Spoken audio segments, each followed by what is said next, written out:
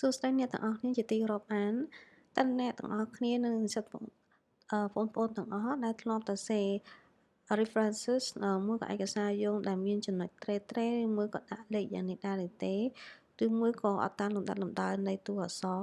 នៅក្នុងវីដេអូនេះខ្ញុំនឹងបង្ហាញអ្នកទាំងអស់គ្នាអំពីការដាក់ references ឲ្យមើលទៅមានលក្ខណៈបែបផែនល្អដូចដែលបានបង្ហាញដូចនេះដើម្បីឲ្យមានលំដាប់លំដោយនិងត្រឹមត្រូវចា៎អញ្ចឹងជាដំបូងដើម្បីធ្វើឲ្យមានបែបផែនត្រឹមត្រូវតាមលំដាប់ដំបូងយើងត្រូវតែ select your references របស់យើងទាំងអស់សិនចា៎ធ្វើដូចអញ្ចឹងមកហើយ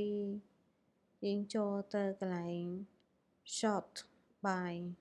កន្លែងនេះគឺយើងយកដូចជាពី A to Z ជាដើមសម្រាប់ paragraph ពេលហ្នឹងគឺគេនឹងចេញតាមលំដាប់មកឲ្យយើងពី A ទៅហើយចូលមកដល់ line spacing នេះកន្លែង paragraph យើងចូលយកកន្លែង special ចូលទៅ hanging ហើយយើងអាចសេរីកន្លែងនេះបានគឺ spacing គឺយើងអាចយក6 ពី T ហើយចុច OK បានអញ្ចឹងឃើញថា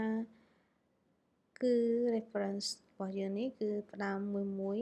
តាមលំដាប់ហើយបន្ទាប់មកអាចចូលបន្តិច indent បន្តិចអញ្ចឹងមើលទៅគឺឃើញមានរបៀបតែម្ដងហើយស្អាតទៀត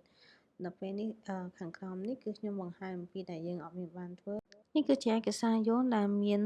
បែបផែនត្រឹមត្រូវនិងតាមលំដាប់លំដោយ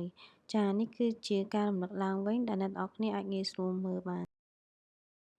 ជួបគ្នានៅវីដេអូលើកក្រោយទៀតសូមអរគុណ